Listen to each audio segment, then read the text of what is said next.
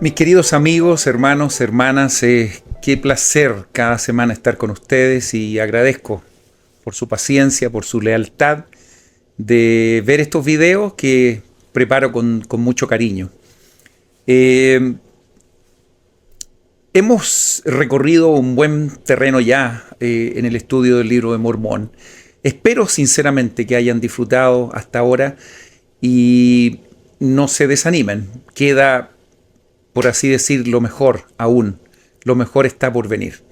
Vienen enseñanzas preciosas y vamos a ver cosas tristes, cosas muy lamentables, porque estamos hablando de un pueblo que prácticamente se va deteriorando y prácticamente se va a extinguir, como ustedes ya lo saben. Podríamos como resumen decir que el libro de Mormón contiene la historia de un pueblo que desaparece por causa de su desobediencia, de su poca disposición a arrepentirse. Y se dan vuelta las cosas. Ustedes saben que especialmente ya se está dando que muchos de los lamanitas finalmente terminan dando algunas clases al comportamiento a los nefitas. Se supone que los nefitas siempre son el pueblo que estaba haciendo las cosas mejores y bien, y los lamanitas se supone que eran las personas que estaban constantemente alejadas de Dios y tratar de eliminar a este pueblo hermano que eran los nefitas. Pero bueno, lo que podemos ver que el Evangelio definitivamente cambia las vidas de las personas, de los pueblos, de las civilizaciones. Y eso es lo que siempre quisieron hacer los profetas, el poder ayudar a la gente a poner a Cristo en la mente y en el corazón de las personas, entendiendo que ahí se podía dar un cambio importante y lo que finalmente se repite en el libro de Mormón, que en la medida que cumplían los mandamientos, prosperarían la tierra. Bueno, vamos a ver en los próximos semanas, meses, qué ocurre con estas civilizaciones y qué pasa finalmente con esta gente. Hemos terminado la semana pasada con el estudio del libro de Alma. Fueron 63 capítulos que revisamos en varias semanas. Y surgieron muchos personajes. Pudimos aprender mucho de Alma, de los lamanitas convertidos, de estos jóvenes, hijos de estos lamanitas convertidos, los 2000 jóvenes guerreros que fueron liderados por el Amán. Llegamos a conocer también al capitán Moroni y a muchos personajes que en realidad nos enseñaron demasiado. Y bueno, pasamos ahora a lo que es el libro de Elamán. Este Elamán que es hijo de Elamán, y ese Elamán es hijo de Alma, para que no se equivoquen. Ahí hay una duplicidad de nombres. El hijo toma el nombre también del papá. Lo vamos a ver enseguida.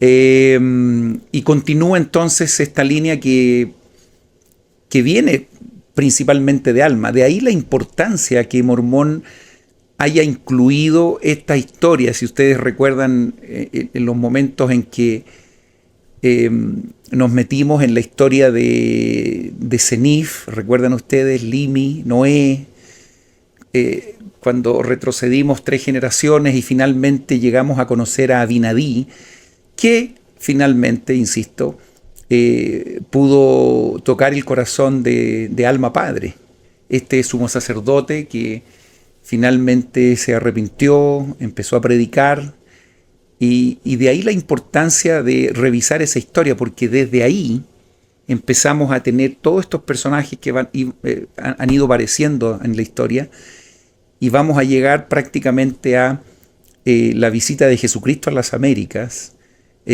con un profeta que viene justamente de esa línea de Alma Padre. Entonces tenemos a Alma Padre, Alma Hijo, Elamán, el otro Elamán, y ahora vamos a ver algunos nuevos personajes que se integran como el hijo, los hijos de este Elamán segundo, como fue Leí y Nefi. Bueno, nombres bastante conocidos, y estos hermanos llevan el nombre de estos primeros personajes que tanto aprendimos al principio del libro de Mormón. Pero bueno, si vamos a seguir, no quiero enredarlos más, vamos a seguir con este estudio. les decía al principio, muchas gracias por su lealtad y por estar cada semana con nosotros en estos videos.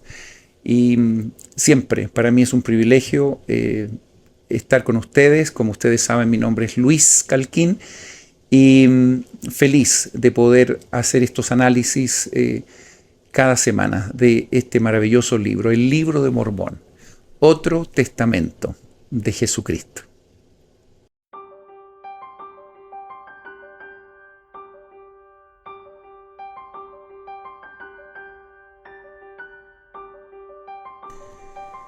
Partimos entonces analizando estos primeros capítulos del libro de Elamán. Les recuerdo que durante esta semana tomaremos los primeros 6 capítulos del libro de Elamán.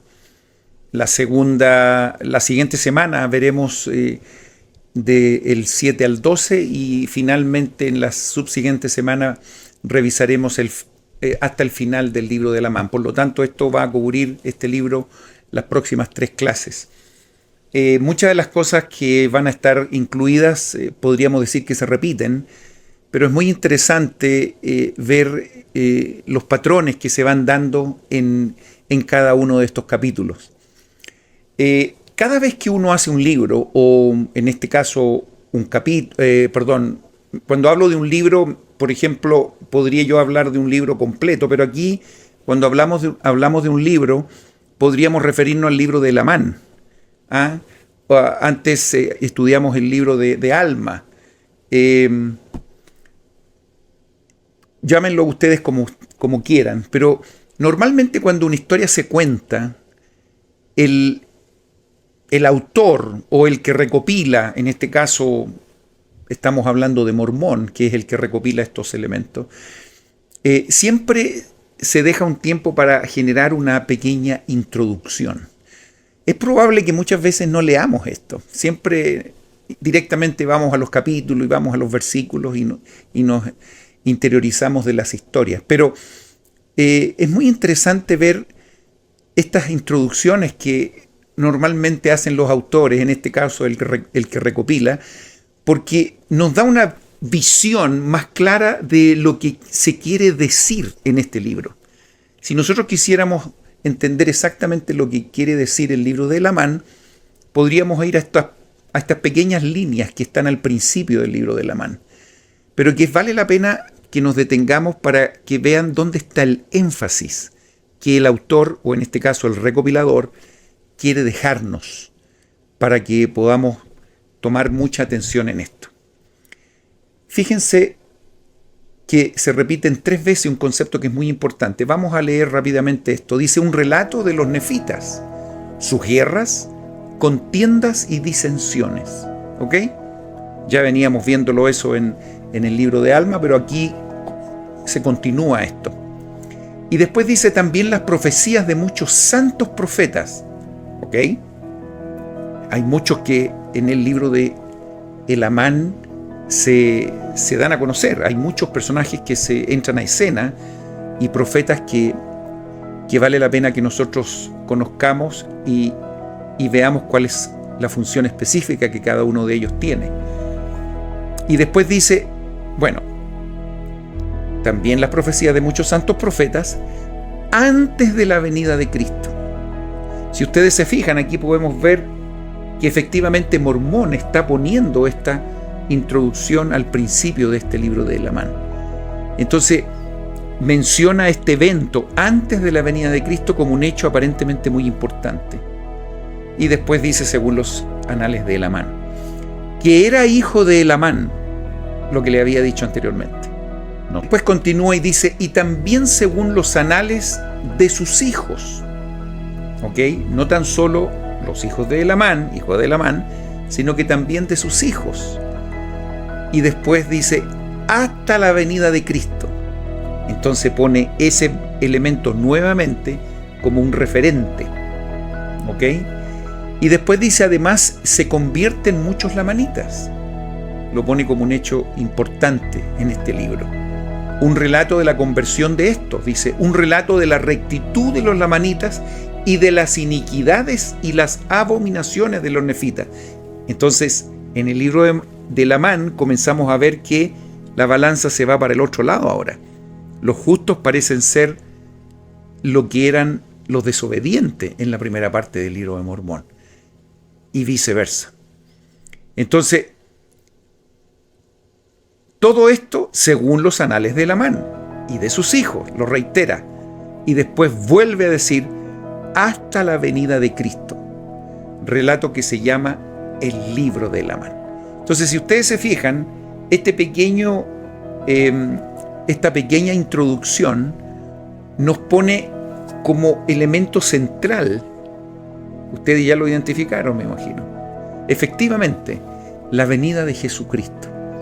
Parece ser que todo lo que se va a contar aquí en este libro es de alguna manera una preparación de lo que va a ocurrir antes de la visita de Jesucristo a las Américas.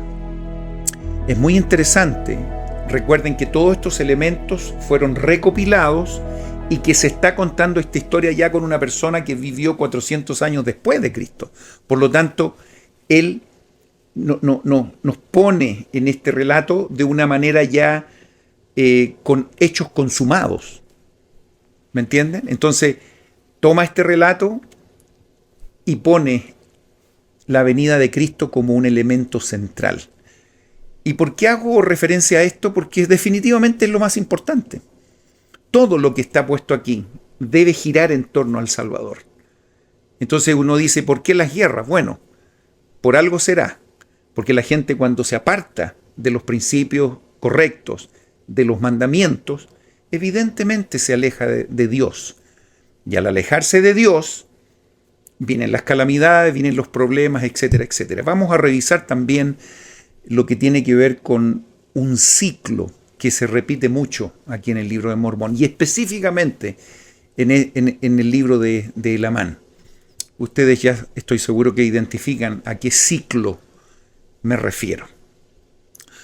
Solo menciono esto para que no perdamos de vista cuál debe ser el centro de nuestro estudio.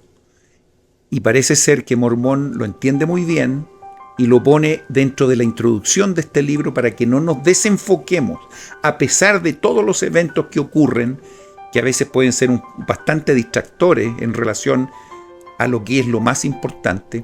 En esta introducción repite 3 veces el concepto de la venida de Cristo, hasta la venida de Cristo, hasta la venida de Cristo. Por lo tanto, vale la pena que no nos desenfoquemos y pongamos siempre nuestra vista en el Salvador. Todos los libros del libro de Mormón están muy bien identificados con ciertos eventos, y quizás es muy fácil para el lector darse cuenta de qué habla cada uno de los libros del libro de Mormón. Si de repente yo les digo qué pasa con Primer Nefi, ustedes van a recordar claramente el sueño de Leí, una serie de cosas que ocurrieron ahí. Después Lamán y Lemuel se rebelan, murmuran todo el tiempo. Nefi cree a su papá, Sam le sigue, etcétera, etcétera. Y ustedes me podrían dar una descripción clarísima de lo que es en Primer Nefi. Segundo Nefi sigue, todo lo que pasa con ellos, etcétera, etcétera. Después yo le digo Jacob, hermano de Nefi, que nació en el desierto y amonestó al pueblo, era un hombre muy justo, etcétera, etcétera. Y así sucesivamente, podemos ir libro por libro. Vamos a llegar a Enós, ustedes recuerdan que oró, se convirtió, etcétera, etcétera. Si ustedes se fijan y vamos caminando, vamos a llegar al libro de Mosías. ¡Oh, maravilloso! El discurso del rey Benjamín, y ustedes van a ir identificando muy claramente los eventos que contiene cada uno de los libros. Vamos a llegar a Alma, recién lo estudiamos, muchos personajes, y ustedes podrían pasearse claramente por cada uno de los capítulos y saber de qué se trata en realidad el libro de Alma. Pero si yo les digo, ¿de qué trata el libro de El Amán? ¿Qué me dirían ustedes? Piensen por unos minutos. ¿De qué trata el libro de El Amán? Háganme un resumen. Denme tres elementos fundamentales de las cosas que ahí ocurren. Si quieren, pónganlo en en los comentarios. Ahora, yo se los voy a contar igual ahora, pero si ustedes lo ponen en los comentarios, igual yo los voy a leer para ver si existe esta retroalimentación de parte de ustedes también. Díganme, ¿qué pasa en el libro de Lamán? ¿Y por qué les planteé lo que pasa desde el principio? Porque, insisto, es fácil definir qué pasa con cada uno de los libros. Pero parece que con el libro de Lamán es un poquito más difícil. ¿Y saben por qué? Y esta es una apreciación mía, esto no está en las escrituras ni en ningún manual. Es porque tiene una particularidad. El libro de Lamán tiene una particularidad. En varias ocasiones yo les he sugerido que vayan a la primera clase que di en enero, cuando partimos este estudio del libro de Mormón, e hice una introducción de todo el libro de Mormón, e hice una línea del tiempo. No sé si ustedes la vieron, no la han visto todos, porque por la cantidad de vistas de ese video, me doy cuenta que no todos los que están viendo este video han visto el primero. Y sucede que yo hice una línea del tiempo y comparé los eventos de cada uno de los libros del libro de Mormón comparados con nuestros días, desde 1820 hasta el juicio final. 1820, ustedes saben exactamente qué evento fue el que destacó ese año. Me refiero a la primera visión con José Smith. Entonces, decíamos en ese minuto, en la introducción, que si nosotros quisiéramos poner un título de todas las planchas menores de Nefi, ¿recuerdan? Desde primer Nefi, segundo Nefi, Jacob y todo, hasta llegar al libro de Omni, si pudiéramos resumirlo en una palabra, yo les sugería que esa palabra podría ser la palabra visión. Claro, porque es lo que prácticamente ocurrió en todo ese periodo. Partió con el sueño de Leí, después las revelaciones y las visiones que recibió Nefi, y para qué decir todas las intervenciones celestiales que recibió Nefi. Después vino un ángel, recuerda que le dio una explicación espectacular de lo que su padre había visto con respecto al sueño que él había tenido. Entonces, en una palabra eso se resume en visión. Y si nosotros decíamos cómo podríamos resumir desde el año 1820 al año 1830, en una palabra podríamos ponerle exactamente la misma palabra, visión. Díganme si no, partiendo con la primera visión en el bosque, después de 3 años recibiendo la aparición de Moroni en su cuarto en varias ocasiones, y después, no tan solo en ese día ni en esa noche, sino que después, por 4 años consecutivos, él recibió visiones de Moroni cuando se preparó para recibir finalmente las planchas de oro. Y después que todas estas cosas ocurrieron, él por supuesto pudo traducir el libro de Mormón, ¿recuerdan todo eso? Y hasta 1829, un poquito antes del 1830, que ustedes saben exactamente de lo que ocurrió ahí, la cantidad de seres celestiales, personajes resucitados, visitaron a nuestro querido profeta José Smith.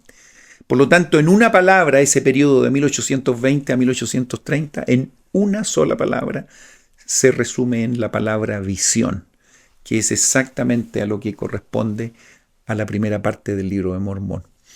¿Se acuerdan de eso? Y así sucesivamente, después seguimos analizando el libro de Mosía, donde podríamos pensar en una palabra cuál sería, o en un concepto cuál sería lo que resume el libro, y hablábamos que tenía que ver con la organización de la iglesia, que es justamente lo que se hizo. Revisen esos capítulos y se van a dar cuenta que lo único que se habló fue establecer la iglesia, los bautismos, que se arrepintieran, formar diferentes unidades, se llamaba líderes para que pudieran ayudar a los miembros, etcétera, etcétera. Y eso, si nosotros también lo tomamos con el periodo después de 1830 hacia adelante, era exactamente lo que correspondía a este periodo en nuestros días, la organización de la Iglesia, partiendo con la restauración del Evangelio el 6 de abril de 1830. Y así sucesivamente, hasta que después llegábamos al libro de Alma, en la cual también hay algunos eventos que son muy importantes y que si lo resumimos en un par de palabras, es evidente que está relacionado con la obra misional, las guerras, ¿cierto? Y está muy relacionado también con nuestros días, que ocurre exactamente lo mismo. La obra misional y guerras. Y no voy a entrar en detalle porque ojalá que ustedes puedan ir a ver el video de la introducción en la primera clase de este año. Pero toda esta explicación es para llegar a lo que estamos comenzando hoy día a estudiar, que es el libro de Elamán. ¿Por qué el libro de Elamán? Y les hice la pregunta yo hace un par de minutos, y ojalá que hayan puesto algún comentario ya de la pregunta que hice. ¿De qué se trata el libro de Elamán? Bueno, lo que ocurre es que dentro de ese análisis, yo decía que el libro de Elamán corresponde exactamente a nuestros días. Es exactamente lo que está ocurriendo en este minuto. Y entonces ahora díganme ustedes, ¿qué pusieron en estos resúmenes? ¿De qué se trata el libro de Elamán? ¿Tienen una idea, 2, 3, 4 ideas? Bueno, yo les doy algunas. Combinaciones secretas, conspiraciones, asesinatos. Muchas de estas cosas que se dan al partir incluso el libro de Elamán hacia adelante, y lo vamos a ver inmediatamente. Y son exactamente las cosas que ocurren en nuestros días. Revisen, prendan la televisión, revisen lo que está pasando en sus países y en el mío también. Vean lo que está pasando un poquito más allá de sus propias fronteras. Mucha gente queriendo obtener más poder de lo que el pueblo le da. Mucha gente quizás usurpando el poder de lo que el pueblo dice. Muchas veces obteniendo estos poderes a través de la conspiración, del robo, del matonaje, del asesinato. Solamente prendamos la televisión y vamos a ver que estas cosas se dan día a día en nuestros días. Ahora, ¿por qué yo les digo y por qué les pregunté al principio de lo que ustedes pensaban que el libro de Elamán tenía? Porque yo, durante todos estos años que llevo en relación al libro de Mormón, cuando llegamos al libro de Elamán y yo les pregunto de qué se trata el libro de Elamán, la mayoría de la gente no tiene una respuesta clara. A lo mejor un par de elementos que a lo mejor se acercan, pero no hay mucha claridad de los conceptos que ahí están. Obviamente, si ustedes se ponen a leerlo, empiezan a recordar, etcétera, y me pueden dar más datos. Pero si ustedes hacen ese juego con cualquier persona que ha leído el libro de Mormón, dígale, hágame un resumen de 2 o 3 conceptos del libro de Elamán. Y yo les aseguro que les va a costar un poquito. ¿Y saben por qué? Y esta es mi apreciación. Es porque Satanás se ha preocupado de sacar esto de nuestras mentes. Ha tratado de bajarle del perfil al libro de Elamán. Como que no es tan importante lo que ahí pasa. Siendo que para nosotros hoy debería ser una hoja de ruta de caminos que no debemos caminar, y hay caminos que sí debemos caminar. ¿Y qué pasa si nos vamos por aquí? ¿Y qué pasa si nos vamos por acá? ¿Cuál es el mensaje de los profetas? Porque no hay uno, sino que hay varios, de los que me están tratando de sugerir que haga. ¿Y cuál debería ser mi actuar?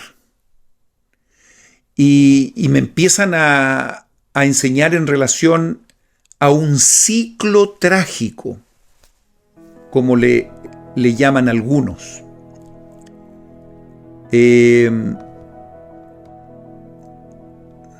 Algunos simplemente le llaman el ciclo.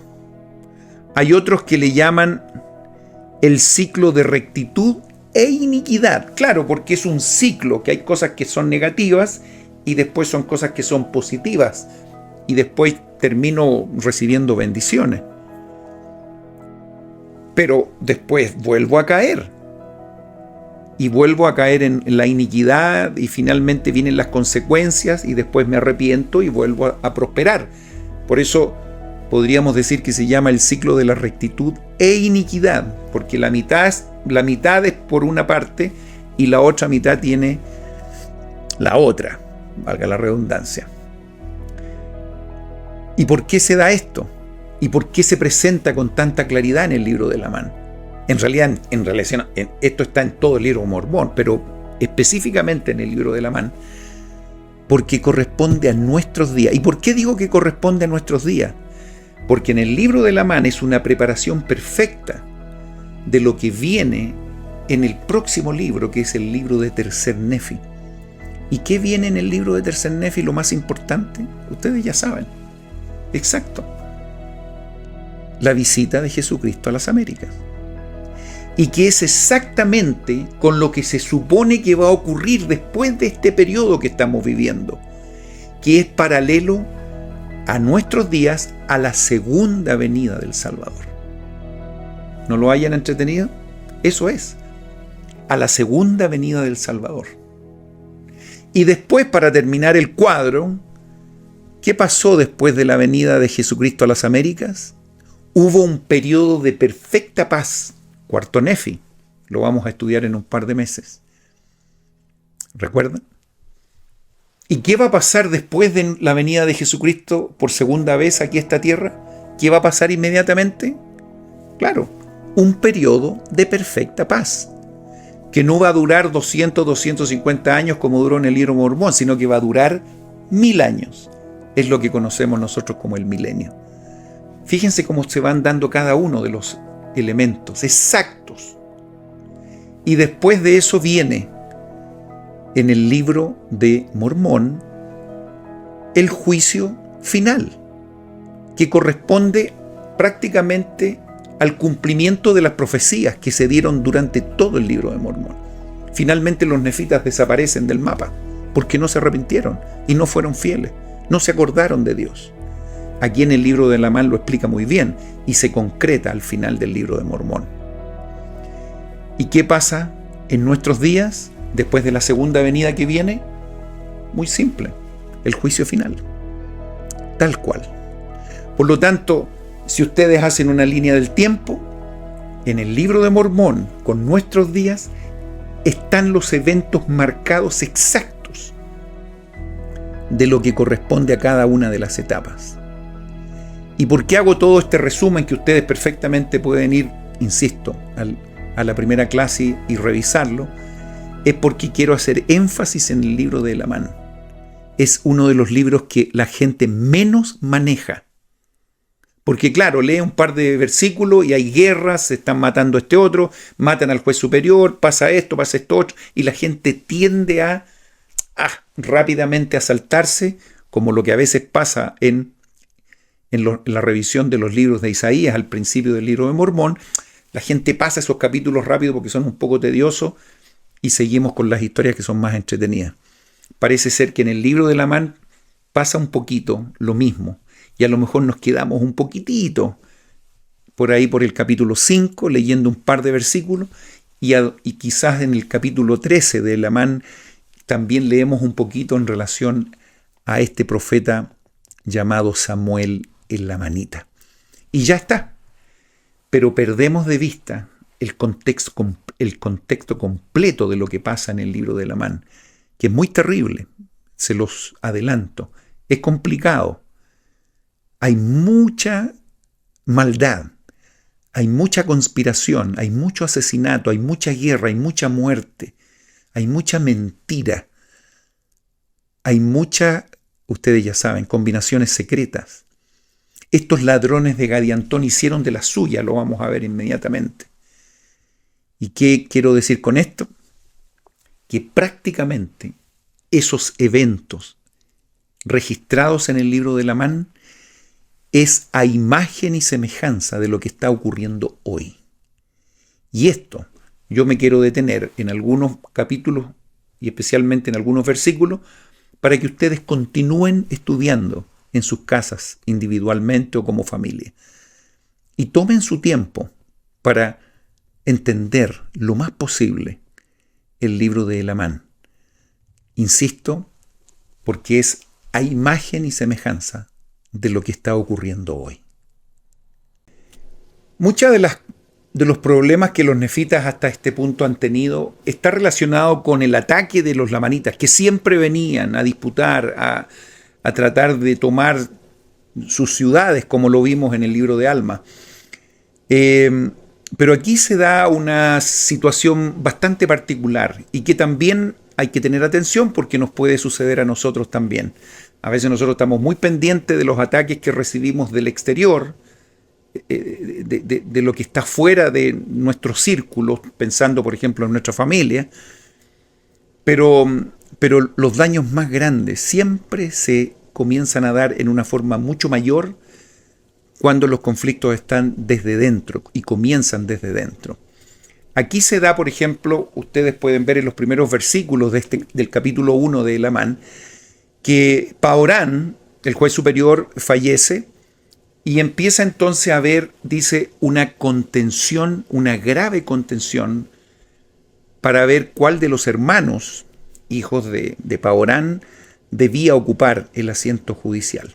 Y empezó a haber una disputa muy fuerte en relación a este punto. Me imagino que ustedes también han podido ser testigos de situaciones como estas.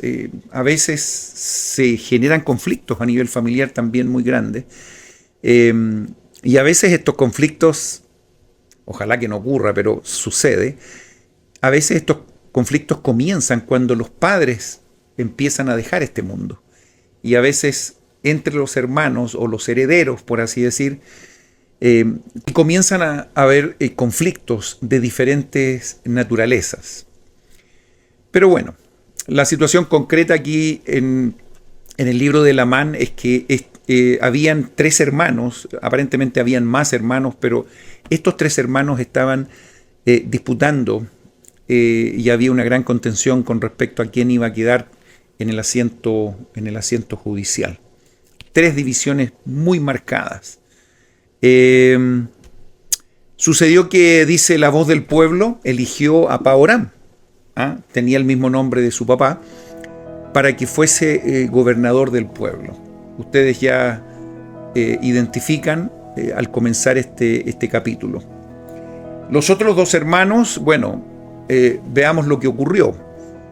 Los otros 2 hermanos, uno se llamaba Pacumeni y el otro se llamaba Paanqui. ¿Ok? Pacumeni dijo, bueno, yo no me eligieron a mí, bueno, me uno al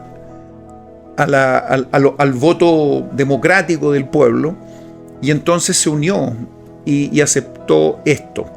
Sin embargo, en el versículo 7 dice que Paanqui y aquellos que apoyaban a él, por así decir, su candidatura, fíjense lo que pasó en el versículo 7. Dice que se enojaron en extremo. Parece ser que cuando hay contención, cuando hay enojo, cuando hay ira, definitivamente el Espíritu del Señor se va y los conflictos entran porque Satanás ve que ahí está el perfecto escenario para hacer esa entrada que tanto él desea que ocurra en las familias, en nosotros mismos, en los países, en las civilizaciones. Y a veces nosotros le damos la pasada. Se enojaron en extremo, dice, porque estaban a punto de incitarlos a que se sublevaran contra sus hermanos. Estaban muy enojados. Estoy hablando de los que seguían a Paanqui. Bueno, ¿qué pasó? Sin querer leer muchos versículos, primero que nada hay un hecho bien interesante aquí. Cuando hay un intento de conspiración, y es lo que hubo acá, habían algunos planes específicamente para derribar la libertad o incluso atentar contra la vida de aquellos que estaban gobernando.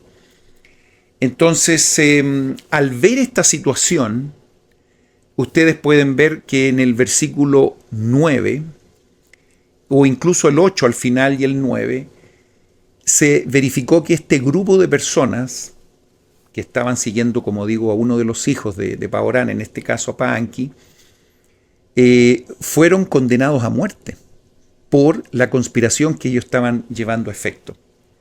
Alguno podría decir, bueno, ¿y por qué lo van a condenar a muerte si ellos no habían hecho nada? Solamente no estaban de acuerdo con las cosas que estaban ocurriendo.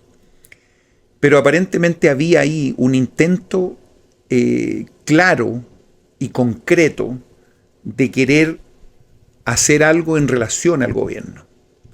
Entonces aprendí hace algunos días de un hermano, específicamente el hermano Welch del Central de las Escrituras, y me encantó y se los comparto. Decía que la conspiración en la ley antigua era condenable, porque obviamente no podían esperar que la conspiración se diera para recién ver un crimen o una situación consumada y después castigarlos. No, porque ya posiblemente no habría gobierno. Por lo tanto, había una excepción cuando existía una conspiración, especialmente cuando querían destruir la libertad del pueblo. Entonces, el hermano Welch hablaba incluso que hay algunos evidencias en el Antiguo Testamento de momentos en que también se condenaba a muerte a personas que estaban conspirando contra la autoridad y contra los gobiernos.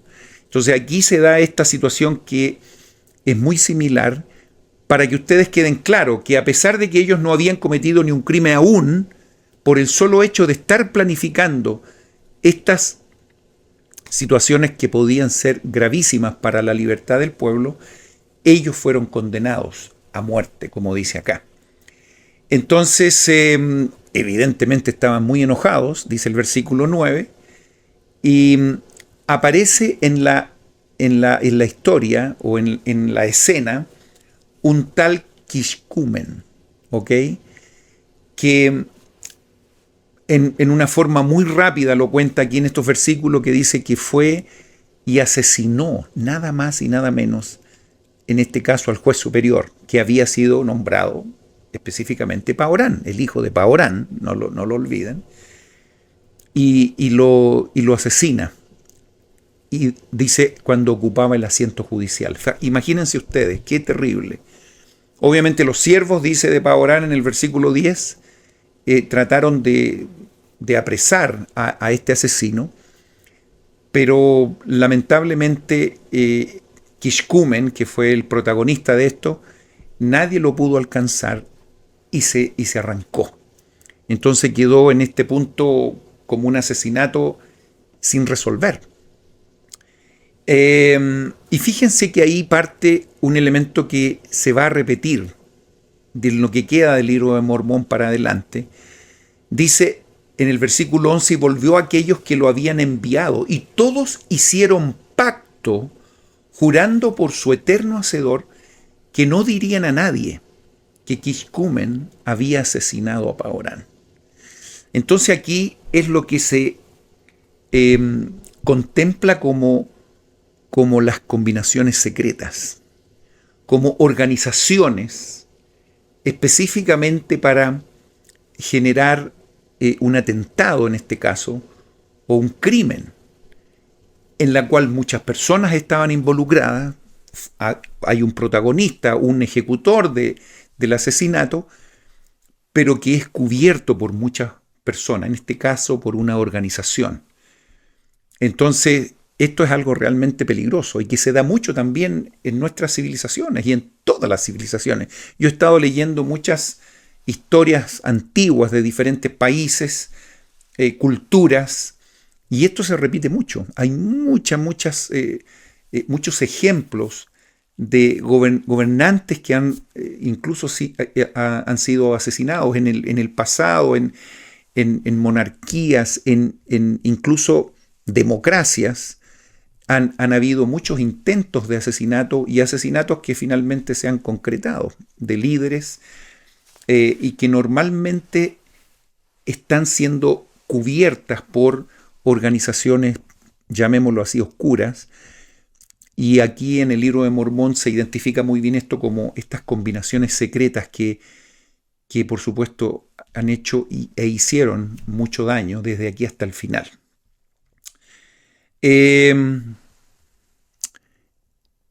Bueno, el punto es que no hallaron a Kishkumen, pero sí algunos que habían avalado este asesinato, a quienes encontraron, dice el versículo 12 al final, de acuerdo en relación a esta organización, los condenaron a muerte, ¿no? Para que ustedes tengan la visión de lo que ahí pasó. Imagínense ustedes la crisis que eso significó, que hayan matado al juez superior. Bueno, inmediatamente después nombran a Pacumeni, a este otro hermano, para que fuese el juez superior y gobernador del pueblo. ¿Se imaginan ustedes la crisis en la cual estaban los nefitas, digamos? Imagínense con Pahorán muerto, tratando de pillar al asesino, no lo pudieron hacer. Y bueno, tuvieron que llamar a su hermano como juez superior. Cuando esto ocurrió, los lamanitas comenzaron a organizarse para venir nuevamente a la batalla contra los nefitas. Imagínense que ellos estaban tratando de solucionar los problemas internos y de repente venían los enemigos a hacer de las suyas y por supuesto el caos era terrible. Entonces el rey de los lamanitas llama a este Coriantum para ser el líder de los lamanitas. Entonces, fíjense cómo se va dando esto. Ya estos lamanitas no tan solo peleaban como lo hacían anteriormente, solamente cubriendo sus lomos, digamos, pero prácticamente ellos peleaban desnudos. Pero ahora, con toda la experiencia de estos nefitas disidentes que sabían exactamente cuáles eran las técnicas de los nefitas, entonces ellos prepararon a los lamanitas de una manera bastante diferente. Ya se ve que Coriantum, en este caso, este descendiente de Saraemla, nefita disidente, como quieran llamarlo, comenzó a preparar de una mejor manera a los lamanitas. En todo este escenario, entonces, ellos entraron a la tierra de Saraemla y Coriantum hace algo bastante terrible para la suerte de los nefitas, porque entra a la ciudad y por supuesto el rey superior incluso también estaba empeñado en defender y hacer lo necesario para que no entraran a la ciudad. Y así vemos que Coriantum entra a la ciudad y ¿quién era el rey superior? En este caso Pacumeni, recién llamado, trata de huir de Coriantum y finalmente es herido y se verifica aquí en el versículo 20 y 21 que lamentablemente Pacumeni también fallece, muere, lo mata, digamos, lo matan. Imagínense ustedes en un lapso muy corto de tiempo, 2 jueces superiores fallecen. Uno es asesinado y el otro muere en batalla, digamos, cuando la ciudad Saraemla estaba siendo tomada. No fue menor que tomaran bajo el mandato de Coriantum la tierra de Saraemla.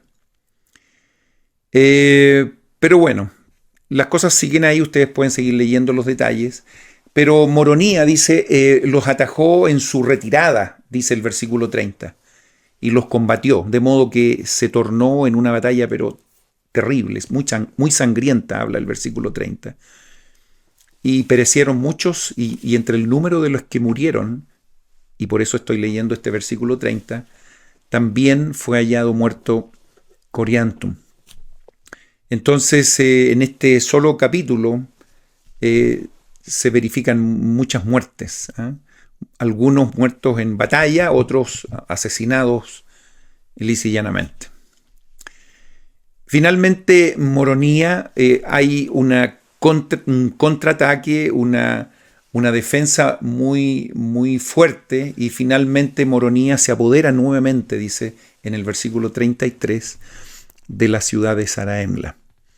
Por lo tanto, en este solo capítulo se verifican cosas realmente terribles.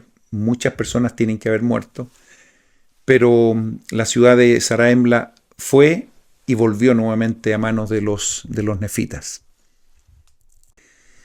Bueno, después que se recuperó esta ciudad, Moronía comenzó a restablecer la paz entre los nefitas y los lamanitas. Momentos de paz para ellos tienen que haber sido algo maravilloso. ¿Qué quiero decir con esto?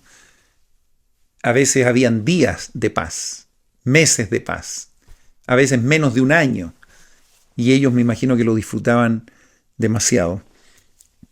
Estamos hablando de pueblos que constantemente estaban disputando y que tenían que recibir ataques del enemigo. Por lo tanto, en estos primeros versículos del capítulo 2 de Lamán, podemos ver que Moronía de alguna manera entregó estas porciones de paz que me imagino que tienen que haber sido muy bien aprovechadas por esta gente. Imagínense ustedes, vimos en el capítulo anterior que prácticamente, bueno, mucha gente murió, pero 2 jueces superiores fueron muertos por diferentes situaciones. Ocurre algo bien interesante, porque por los hijos de Paorán ya teníamos prácticamente a los 3 descartados, ¿cierto? Y ocurrió que la voz del pueblo, dice el versículo 2, eligió a Elamán, hijo de Elamán, para que ocupara el asiento judicial. Este Elamán, que es hijo de Elamán, hijo de Alma, es el libro por el cual lleva el nombre esta parte del libro de Mormón. Este libro de Elamán es por causa del hijo de Elamán, para que no se pierdan. Mire, una vez que llamaron a este juez superior, que ahora venía por la línea de Alma, recuerden que por otro lado, por varios años tuvimos a Paorán como juez superior, después el hijo, muy poquito, lo mataron, después a su hermano también lo mataron, y después que ya no pudieron seguir alguna sucesión por ese lado, viene a ocupar el asiento judicial un descendiente directo de Alma. Como Kishkumen había hecho de las suyas en el capítulo anterior y había matado a Paorán, él quería hacer exactamente lo mismo con Elamán. Y entonces comenzaron esas conspiraciones nuevamente para que eso ocurriera.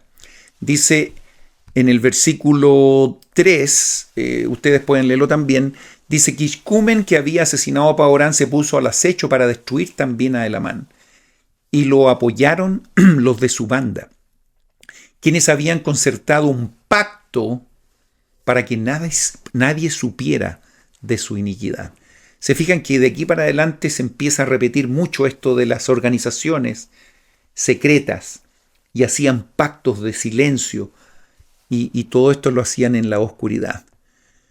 Ustedes saben exactamente quién auspiciaba todo esto, no quiero entrar en detalle. Había también, dice en el versículo 4, y lo quiero leer porque se desprende un nombre que se va a repetir, porque esto incluso va a generar una organización de aquí hacia adelante. Había un tal, dice el versículo 4, Gadiantón, el cual era sumamente experto en muchas palabras y también en su sutileza para llevar a cabo la obra secreta del asesinato y de robo. Por tanto, llegó a ser jefe de la banda de Kishkumen. Los lisonjeó, partiendo por Kishkumen, Y fíjense lo que les dijo. Yo sé que esto para muchos de nosotros que venimos de diferentes países y probablemente estas escenas se repiten en muchos de nuestros países. Les decía que si ustedes lo colocaban en este caso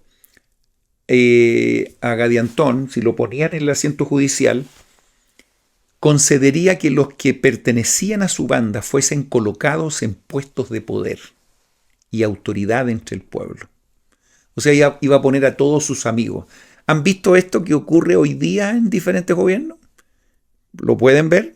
Los dejo a su libre interpretación o visión o experiencia individuales en sus respectivos países. Bueno, esa es la razón por la cual Kishkumen decía en el versículo 5 al final quería destruir a Elamán.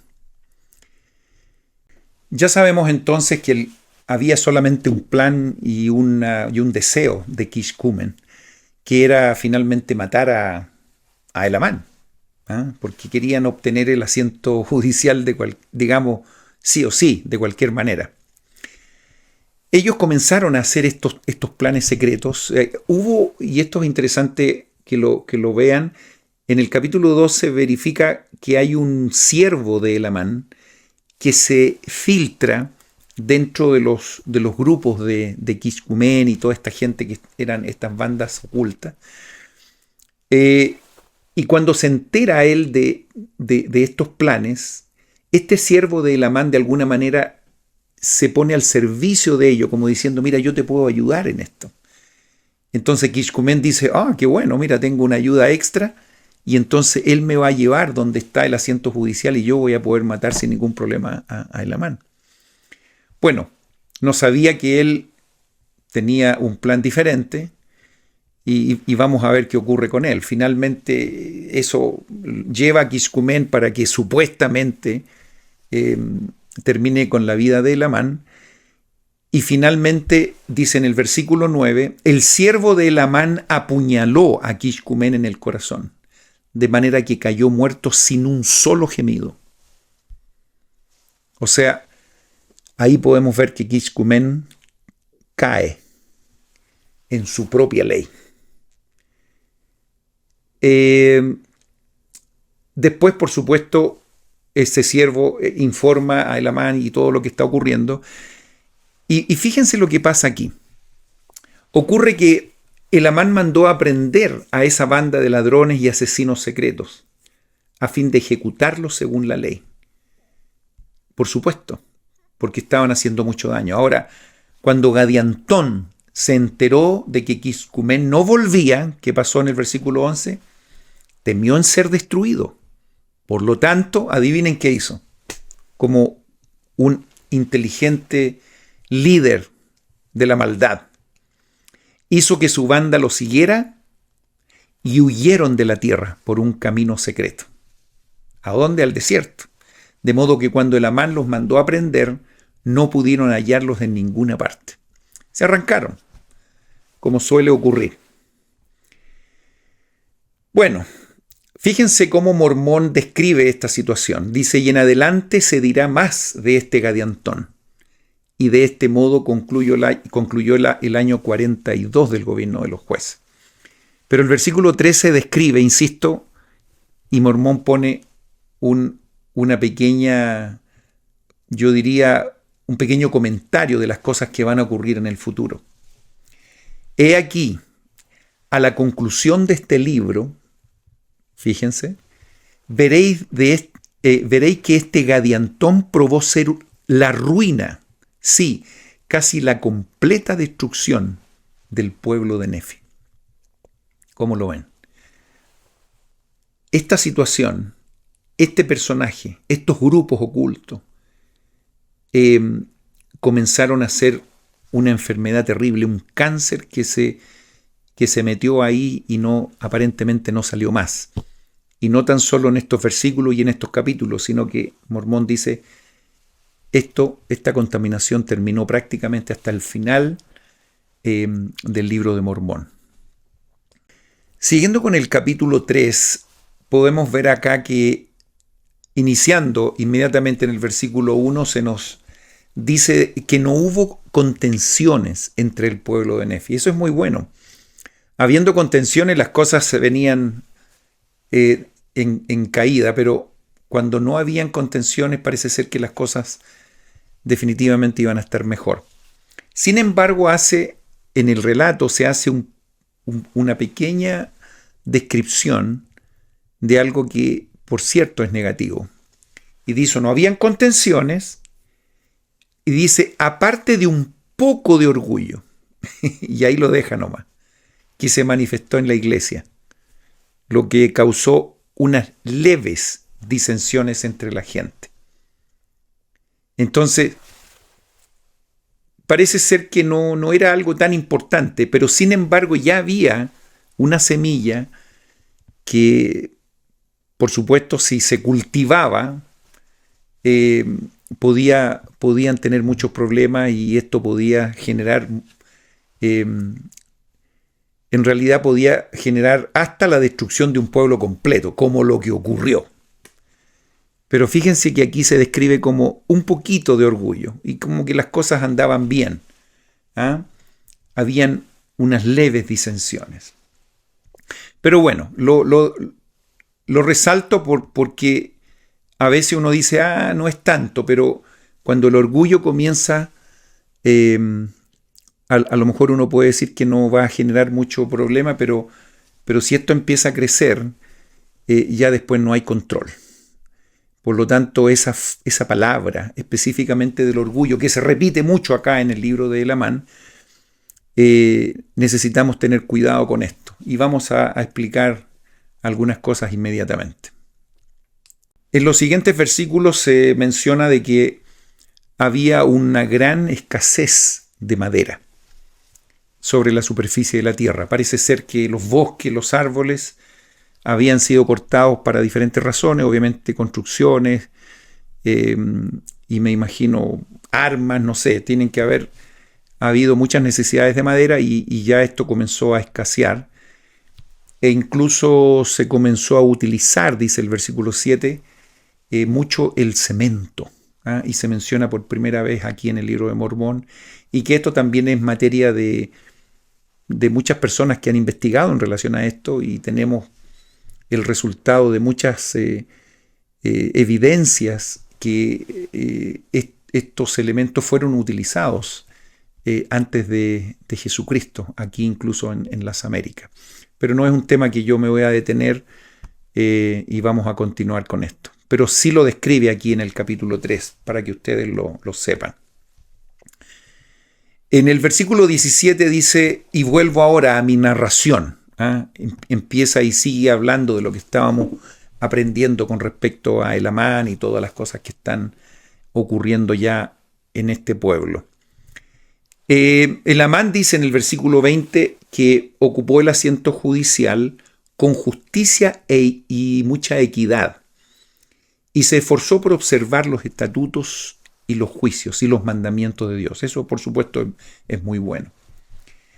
En el versículo 21 aparece en la historia dos hijos de este Elamán. Y vamos a conocerlos aquí en el versículo 21, y con dos nombres que son para nosotros muy familiar. Al primero, al mayor, le llamó Nefi, y al menor le nombró Leí. Imagínense qué nombre, qué compromiso llevar esos nombres de dos gigantes, que eran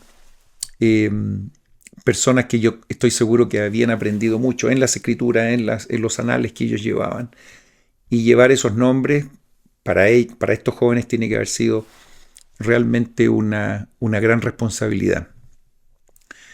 Bueno, le menciono nomás, en el versículo 23 dice que se estableció una paz continua en la tierra, y versículo 23, todo menos las combinaciones secretas que Gadiantón, el ladrón, había establecido en las partes más pobladas de la tierra. Se fijan que siempre está todo bien, pero ¡pum! Y ahí está el problema de los ladrones de Gadiantón, que ya comienzan a diseminarse por todo el pueblo. El detalle es que están escondidos. A veces estaban entre ellos mismos y a veces no se sabía quiénes exactamente eran.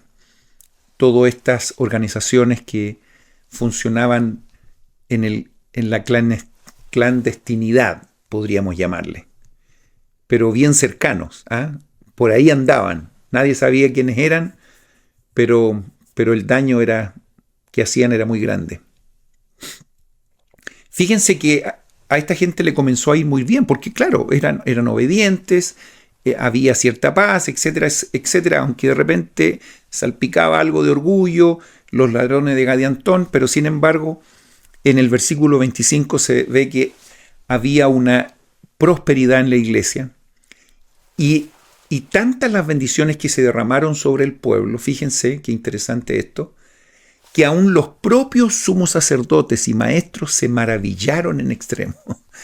¿Cómo habrá sido la prosperidad que ellos comenzaron a tener, que aún sus líderes estaban muy sorprendidos por estas bendiciones?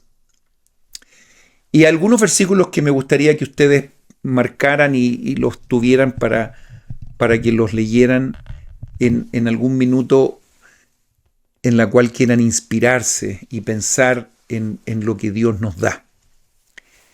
En el versículo 28 dice: sí, así vemos que la puerta del cielo está abierta para todos. Sí, para todos los que quieran creer en el nombre de Jesucristo, que es el Hijo de Dios. ¿Ok? ¿Para quiénes? Para todos. Y fíjense el 29, cómo lo describe y lo detalla y lo desmenuza. Sí, vemos que todo aquel que quiera, un asunto voluntario, puede asirse a la palabra de Dios, que es viva y poderosa, que partirá por medio toda la astucia, los lazos y las artimañas del diablo, y guiará al hombre de Cristo por un camino estrecho y angosto, a través de ese eterno abismo de miseria que se ha dispuesto para hundir a los inicuos. ¿Para quiénes entonces? Para todos. El que quiere puede asirse a la palabra de Dios. Qué invitación más maravillosa, que vale la pena que la entendamos. Las cosas se estaban dando muy bien. En los siguientes versículos se dice que había paz, versículo 32, y un gozo inmenso durante el resto del año 49. Mucha paz.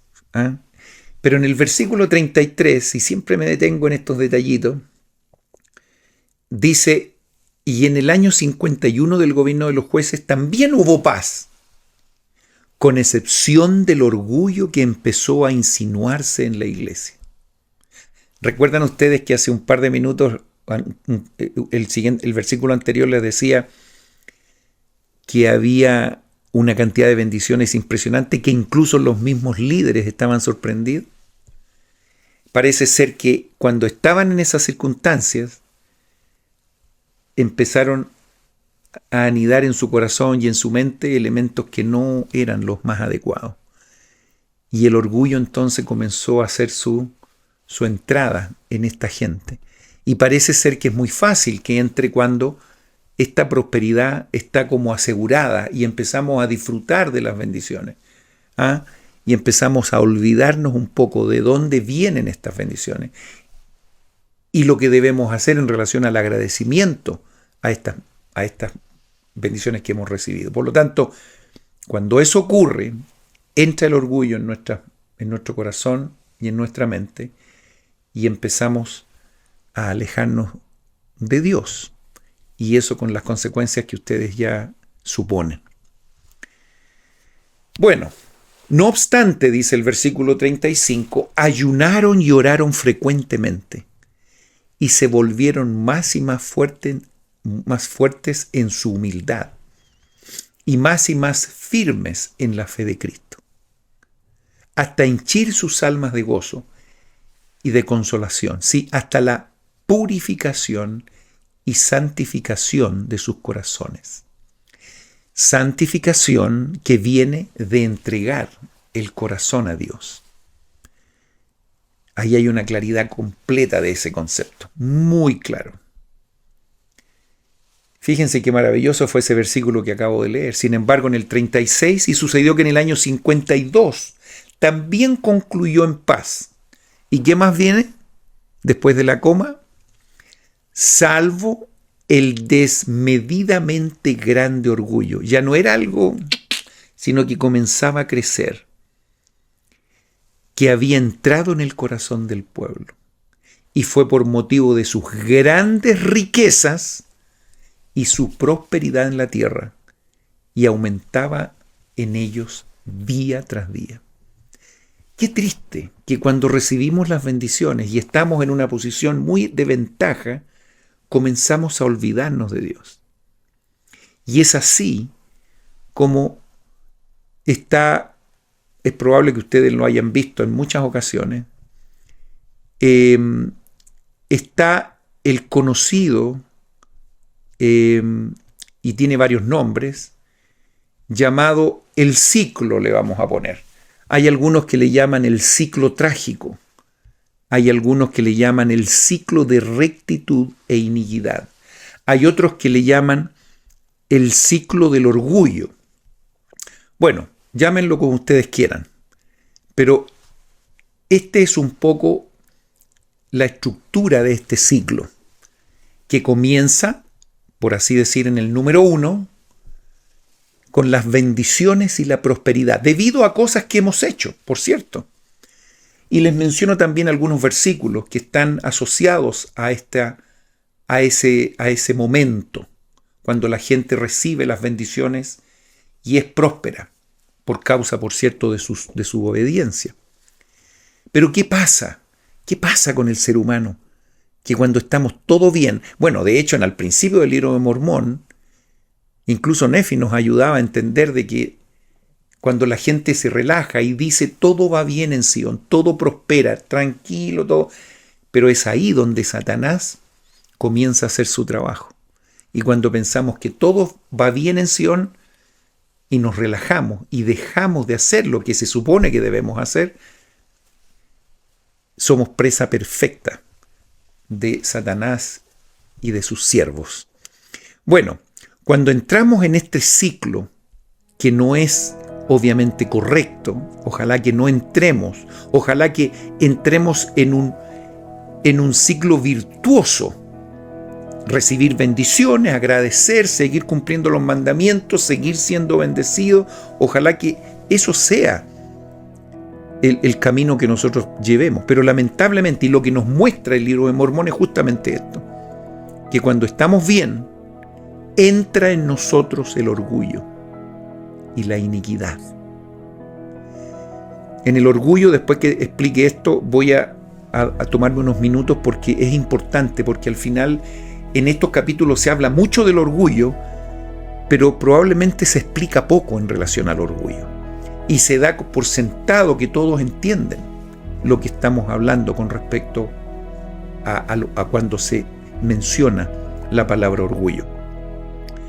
Entonces entramos en el número 2, que corresponde al orgullo e iniquidad. Ahí hay algunos versículos que respaldan esto. Y cuando la gente entra en este punto, definitivamente comienza a pecar, comienza a hacer cosas incorrectas, y vienen las advertencias de los profetas. Y Dios, como nos ama y quiere que salgamos de ese momento, nos advierte de los problemas que podemos tener si seguimos en esta condición. Ahí hay algunos versículos también que hablan de este punto. Y cuando esa advertencia de los profetas viene y no somos obedientes y seguimos siendo tercos, viene la destrucción y los padecimientos, que al final lo buscamos nosotros mismos. A veces decimos, ¿por qué Dios nos da esto o permite que esto ocurra? No, si el asunto es que nosotros hemos hecho los méritos para poder recibir las cosas negativas también. Entonces, cuando estamos con estos problemas y estamos recibiendo el resultado de nuestros actos, y a veces cuando estamos en lo más profundo de la oscuridad y del pozo, esas advertencias de los profetas comienzan nuevamente a ser parte de nuestros pensamientos y empezamos a recordar de las advertencias de los profetas. Y dentro, cuando estamos en el final del hoyo, lo único que queremos saber es simplemente que alguien nos tire una cuerda y comencemos a salir. Y a veces, cuando estamos en esas circunstancias, nos comenzamos a humillar y nos empezamos a recordar de Dios y empezamos a ponernos en una circunstancia que se supone que deberíamos estar siempre, arrepintiéndonos de nuestros pecados. Y para arrepentirse, pues lo primero que tenemos que hacer es tener una actitud humilde. Y justamente cuando eso ocurre, cuando existe ese deseo de querer nuevamente volver a escuchar la voz correcta o el Espíritu, comenzamos a recibir bendiciones y comenzamos nuevamente a prosperar. Y ahí estamos, y qué bueno que ocurra. Y lamentablemente cuando estamos ahí, como dicen los versículos que leímos hace un par de minutos atrás, viene un poquito de orgullo. Empezamos a mirar para el lado, empezamos a mirar en menos a aquellos que están alrededor, empezamos a disputar, empezamos a tener contenciones, etcétera, etcétera, y nuevamente el orgullo y la iniquidad comienza a ser presa de nosotros. Y así sucesivamente. Vienen las advertencias de los profetas, viene la destrucción y los padecimientos, nos volvemos a humillar, se supone que nos deberíamos volver a arrepentir, y consecuentemente a eso viene después las bendiciones y la prosperidad. ¿Lo encuentran familiar? ¿Ocurre con nosotros muchas veces también esto? Bueno, en el libro de Elamán, esto se repite, y no tan solo en el libro de Elamán, sino que en todo el libro de Mormón. Este ciclo, que algunos le llaman el ciclo trágico, el ciclo del orgullo, o finalmente, como le hemos llamado aquí, el ciclo de rectitud e iniquidad. Pensando en este ciclo y pensando en que en ocasiones estamos recibiendo bendiciones y estamos siendo prósperos, la pregunta es ¿por qué caemos en el orgullo? Y muchas veces caemos en el orgullo porque no sabemos lo que es el orgullo.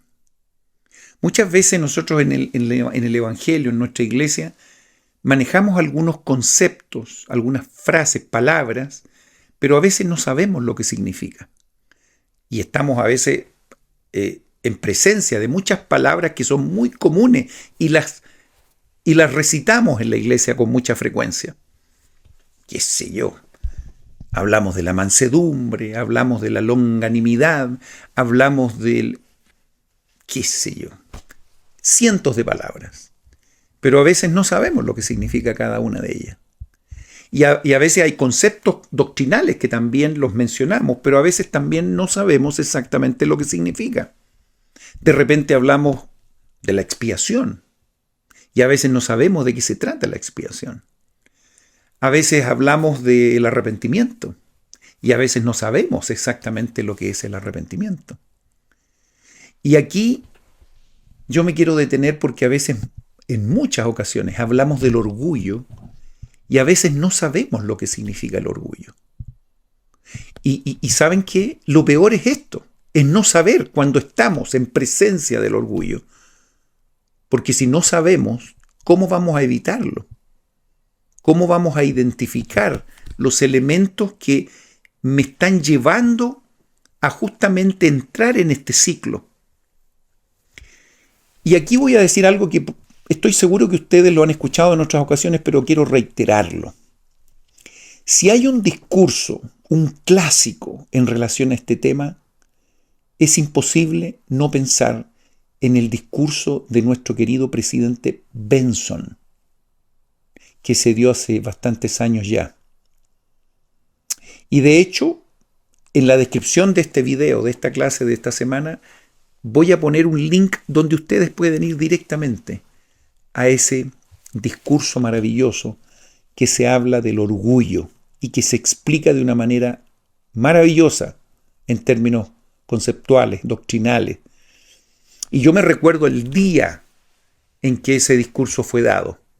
Y ese discurso tiene una particularidad, porque cuando fue dado al inicio de una de las conferencias generales, fue dado nada más y nada menos y fue leído por nuestro querido y amado presidente Hinckley, que en ese tiempo era consejero de la presidencia de la iglesia. Y el presidente Benson estaba un poquito enfermo, y entonces el presidente Hinckley se paró y dijo: el profeta me ha pedido que lea su discurso a todos ustedes. Y entonces se entrega este maravilloso documento que se ha convertido en un clásico.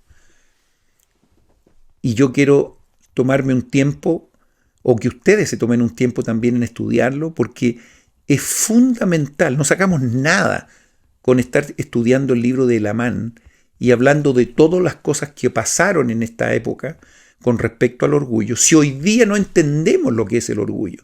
Y a lo mejor nosotros estamos viviendo diariamente con el orgullo, y estamos con el orgullo hasta más arriba del cuello, y no nos damos cuenta de que somos presa de esto.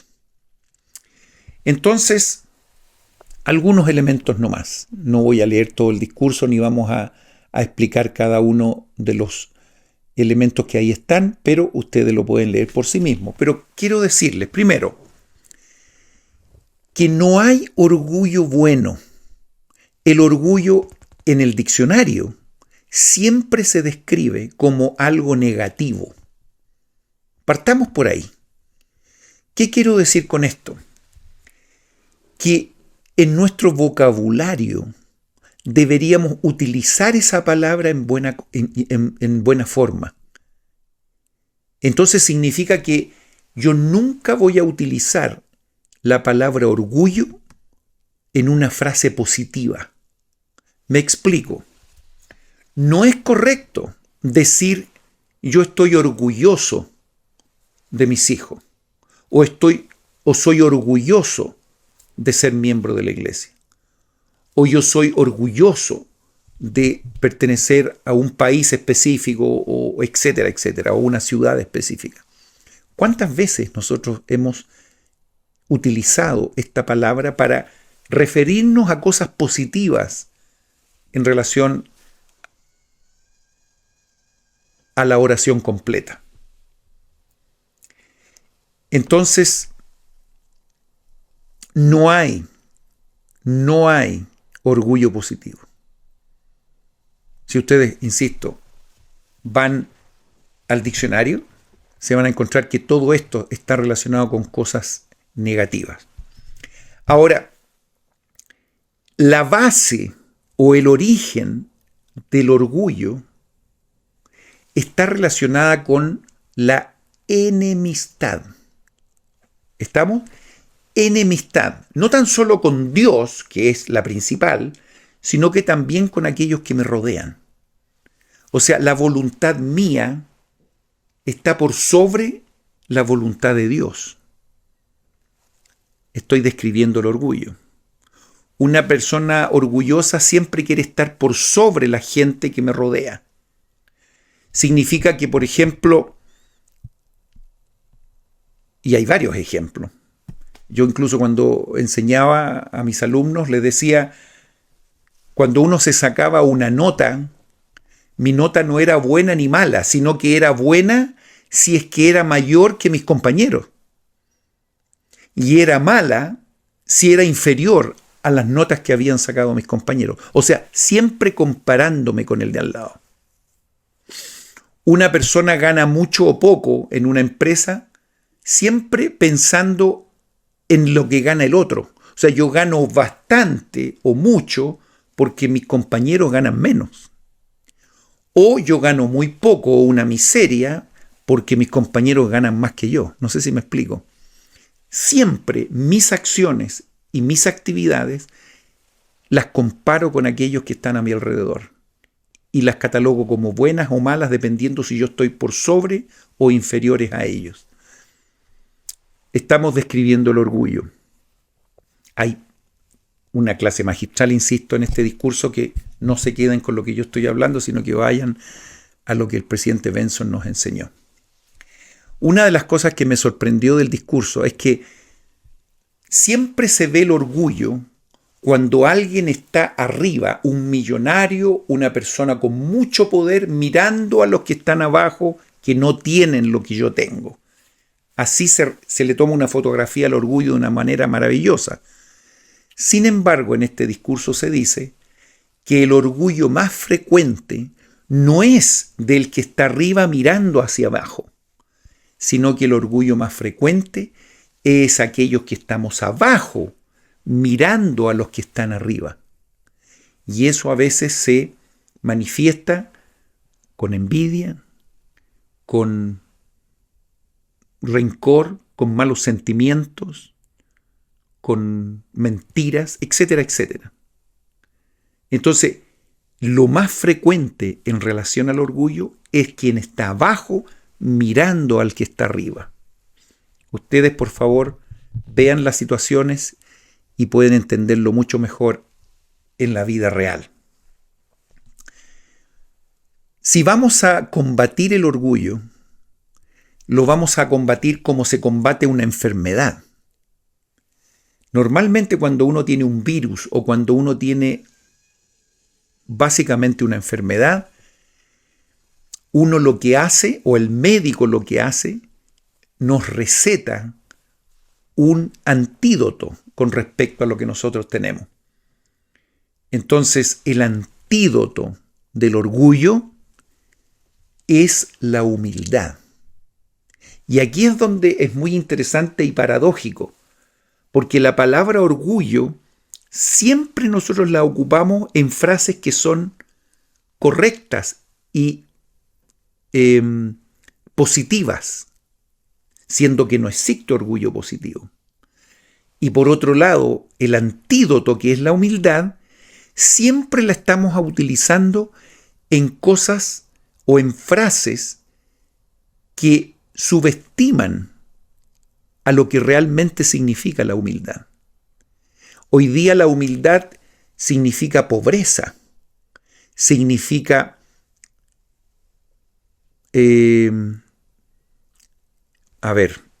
significa quedarse callado, significa ser de bajo perfil, significa, bueno, ya les dije lo más importante, pobreza en todo sentido. A veces cuando nos referimos a alguien que es muy pobre o que está desposeída o una persona que tiene incluso una condición social muy baja, nosotros le llamamos es una persona humilde. ¿Ah? Y utilizamos esa palabra en ese tipo de frases, que por supuesto hace que esa palabra esté siempre asociada a cosas un poco, no voy a decir negativas, pero que están por debajo de lo que realmente es la humildad. Entonces tenemos por un lado el orgullo y por otro lado la humildad, siendo que la humildad debería estar acá y el orgullo acá. Sin embargo, en el día a día, el orgullo siempre está acá y la humildad está absolutamente por debajo. Por lo tanto, partamos utilizando bien las palabras. Partamos entendiendo que la única forma de erradicar el orgullo es justamente cultivando la humildad en nosotros, llamándole la humildad la luz que nosotros deberíamos proyectar y tener. Y el orgullo es la obscuridad misma. Por lo tanto, cuando la humildad está, ilumina. Y cuando el orgullo está, es todo obscuridad. Esa es la real forma de describir estos dos conceptos que están absolutamente tergiversados en la vida diaria hoy en nuestro mundo.